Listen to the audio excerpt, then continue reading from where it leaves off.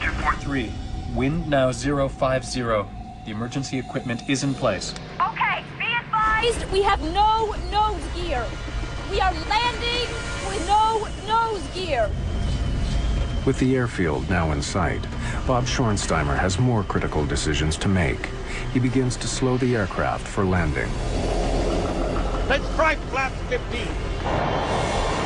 An airplane's flaps are sliding panels at the back of the wings. To increase lift at low speeds, they need to be extended during takeoff and landing. Is it easier to control with the flaps up? Yeah. Put them back to 5. Can you give me a V speed for a flap 5 landing? No two aircraft landings are the same. Pilots have to factor in many things: the wind speed and direction, passenger and fuel load, and the length of the runway before them. Do you want the flaps right down as we land? What? Do you want the flaps right down as we land? Yeah. But after we touch down.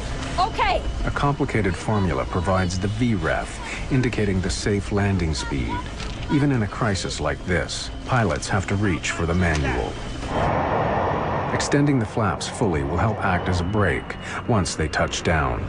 But to do it earlier could stress the airframe to breaking point. What you have to remember is that the pilots weren't trained to handle a situation like this. With the top of their airplane missing, they became test pilots. The aerodynamic effects of the airplane were drastically different than they were used to. They really had to fly by the seat of their pants. Aloha 243. Wind now 050 at 20. VREF 40 plus 30, flap 1 through flaps 15. 20! Using her flight manual, the first officer makes the complicated calculation that will give them their correct landing speed. 52!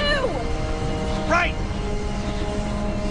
The safe speed for landing, taking into account the length of Kahului's runway 2, is calculated to be 152 knots, 280 kilometers an hour.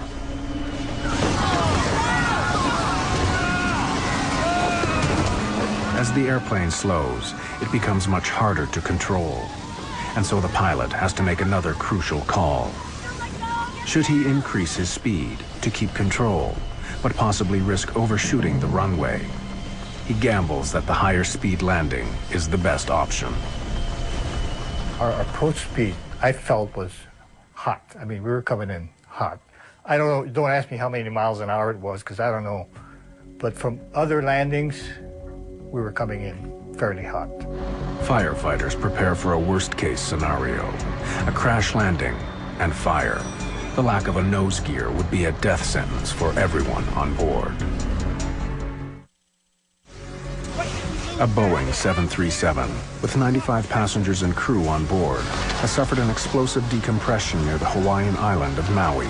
It's still airborne, but only just, with 35 square meters of fuselage missing from the Aloha plane. As they prepare for an emergency landing, warning lights indicate that the forward landing gear has not deployed.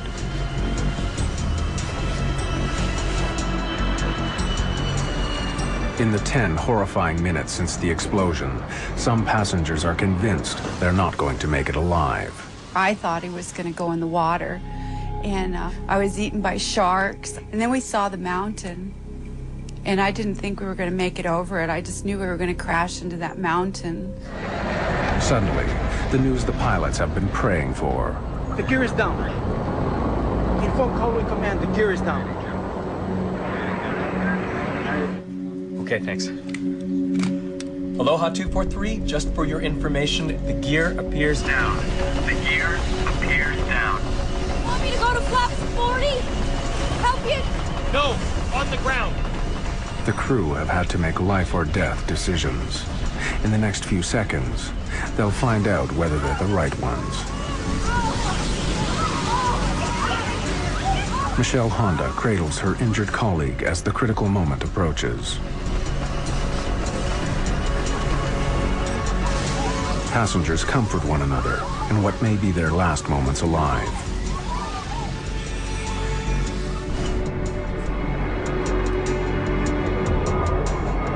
Though the forward undercarriage has extended, the crew still can't be certain whether it is locked in place or whether it will collapse on landing.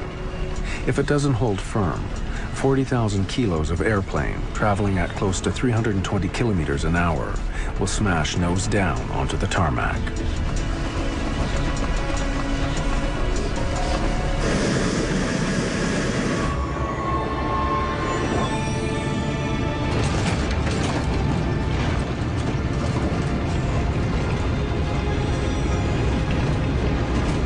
One reverse! Okay. Thrust reverser!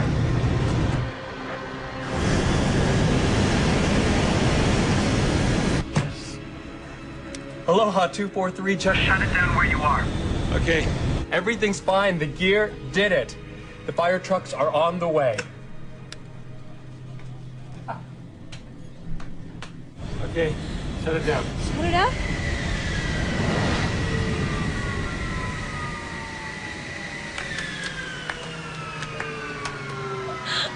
Oh, God.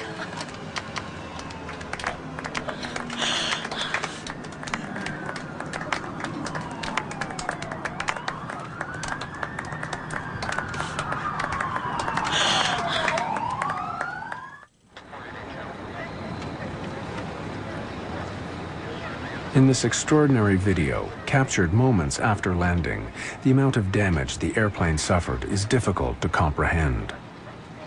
An emergency evacuation of passengers who escaped injury has just been completed. Some injured passengers have still to be helped from the plane. How it flew for those 13 terrifying minutes seems astonishing. Captain Bob Schornsteimer is thanked by passengers who, just minutes before, had expected to die. The tension is released. Boy, I just said, yes, baby. That's all I said. Pilot did a tremendous job. Patricia Aubrey hugs her heroine, Michelle Honda. I was crying, and of course everybody was traumatized, looking at the plane and looking at the people bleeding, and just, I kept touching myself, going, I'm here. I can't believe I'm still alive. Her last-minute impulse to switch seats saves her from injury, maybe from death. Something was telling me not to sit there, because I didn't have a good reason to move, you know. My guardian angel was tapping me on the shoulder and telling me to move. A final, desperate head count by Michelle Honda confirms the crew's worst fears. C.B. Lansing, the veteran of 37 years flying for this airline, is missing. A sea search begins in the area of ocean where the explosion took place. Neither body nor wreckage are found. Jane Sato Tamita has regained consciousness. 7 passengers are seriously hurt, the worst injury, a skull fracture. But how have the rest survived? At the moment of decompression, it's just their seatbelts which make the difference between life and death. They went poof, a loud noise, and it just, the whole thing come apart. And I personally thought we were all gone. And we were fastened, all had our seatbelts fastened. Well, most of us evidently, or would have lost a lot more. This is one of the most remarkable flying events in history. No airplane has ever landed with this amount of damage. The only thing that was holding the forward section cockpit to the rest of the fuselage were the floor beams. Basically, they were hanging by a thread. From a close study of the fuselage, crash investigators try to determine how the airplane structure remained in one piece. The critical factor proves to be the precise location of the explosion. The thing that saved them was that because the damage was across the top of the airplane, as the nose tried to bend down, these members through here are in tension, and it kept them in line and kept them straight. So even though it was almost ready to break off, the structure was still strong enough here to keep it together. If this damage had been along the bottom and the nose is trying to bend down this way, the structure would have been, this similar structure would have been in compression and it would have buckled and the nose would have certainly come off. So it was fortunate that the damage was across the top. How does the roof of a jet airliner simply blow away? The U.S. National Transportation Safety Board, NTSB, is tasked with discovering what happened. Investigators pull the airplane's records, something like an automobile service history, and suspicion falls right away on the airplane itself. The best evidence for what happened, the missing